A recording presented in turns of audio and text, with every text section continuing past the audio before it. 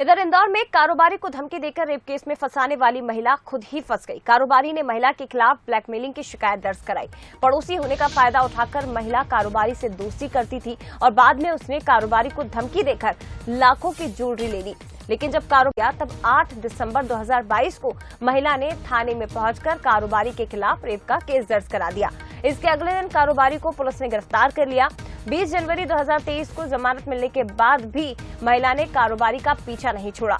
धमकी देकर महिला बार बार कारोबारी से रुपयों की डिमांड करती थी, लेकिन इसके बाद परेशान होकर कारोबारी ने महिला के खिलाफ तमाम सबूत इकट्ठा किए और ब्लैकमेलर महिला के खिलाफ थाने में FIR दर्ज करवा दी। राहुल शर्मा ने शिकायत की थी कि उसके खिलाफ पूर्व में थाना विजयनगर में एक बलात्कार का प्रकरण पंजीबद्ध हुआ था। उसके बाद पुनः उसी पीड़ित ने लसूड़िया थाने पर भी गत वर्ष बलात्कार का एक प्रकरण पंजीबद्ध कराया था और इसके बावजूद भी वो पुनः दूसरे थाने पर प्रकरण पंजीबद्ध कराने के लिए राहुल शर्मा को धमकाती है और 30 लाख रुपए की मांग कर रही है। तो कुछ रुपये राहुल शर्मा ने अपने बैंक अकाउंट से उसके खाते में ट्रांजिट किए हैं, उसका भी रिकॉर्ड उसने पेश किया था। तो जांच में ये पाया कि वो बलात्कार के प्रकरण में जमानत होने से क्षुब्ध होकर उस पर पुनः प्रकरण पंजीबद्ध कराना चाहती है और उसको ब्लैकमेल कर रही है। राहुल की शिकायत की जांच पर से हमने धारा 384, 506 का प्रकरण उस युवती के खिलाफ दर्ज किया है। और इस खबर पर और भी ज्यादा जानकारी के लिए सीधे इंदौर का रुख करते हैं। हमारे साथ अखिलेश जैन इस वक्त लाइव जुड़ गए हैं। अखिलेश, जरा इस मामले को एक बार फिर से स्पष्ट तरीके से समझाने की कोशिश कीजिए। इस महिला की प्रोफाइल के बारे में भी बताइए कि क्या केवल एक कारोबारी को ये ब्लैकमेल कर रही थी या इससे पहले और भी कई ऐसे लोग थे जो इसके झांसे में आए, फिर उनके खिलाफ भी लगातार इस तरह का कदम महिला की ओर से उठाया गया हो, पुलिस की ओर से भी क्या कदम उठाए जा रहे हैं, ये भी जानकारी दीजिए।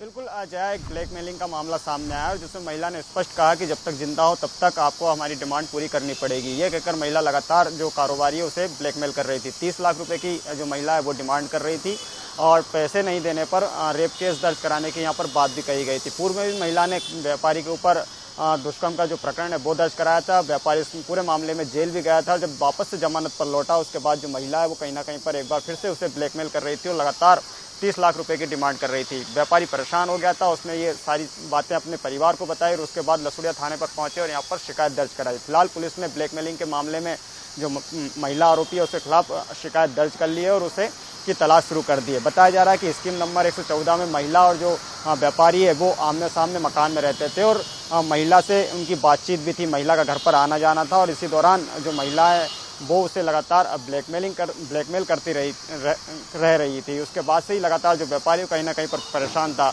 कई अलग अलग ऐसे थाना क्षेत्र इंदौर के जिसमें जो महिला है वो जो दुष्कर्म का प्रकरण है वो दर्ज करवा चुकी है, जिसमें विजयनगर भी शामिल है और एक अन्य थाना है उसमें भी ये प्रकरण दर्ज करवाने की जो महिला है वो बात कर रही थी। लेकिन जो व्यापारी ने उसकी डिमांड नहीं मानी और उसके बाद महिला थाने पर जाकर शिकायत दर्ज कराने की बात कर रही थी, लेकिन व्यापारी ने उससे पहले ही महिला के खिलाफ लसूड़िया थाने में शिकायत दर्ज कर दी। बताया जा रहा है कि महिला ने पूर्व में भी जो व्यापारी है उसको ब्लैकमेल किया था। तब जो व्यापारी है उसने अपने क्रेडिट कार्ड से महिला को ज्वेलरी तक भी दिलवा कर दी थी, लेकिन महिला यहाँ तक भी नहीं रुकी और उसके बाद उसके परिवार के साथ लगातार आए दिन विवाद करती रही और उसके साथ जो व्यापारी है उसके परिवार और उसके पिता के साथ लगातार जो है बदतमीजी करती रही। लेकिन उसके बावजूद भी महिला यहाँ पर नहीं रुकी और उसके बाद लगातार जो शिकायत है वो व्यापारी के खिलाफ कर रही थी। व्यापारी का नाम राहुल शर्मा बताया जा रहा है और व्यापारी इतना डर गया है कि व्यापारी अपने घर से भी बाहर नहीं निकल रहा है और जिसको लेकर कहीं ना कहीं पर जो कारोबार में उसमें भी काफी नुकसान जो व्यापारी को अब उठाना पड़ रहा है। तो फिलहाल पुलिस ने इस पूरे मामले पर जांच शुरू कर दी है।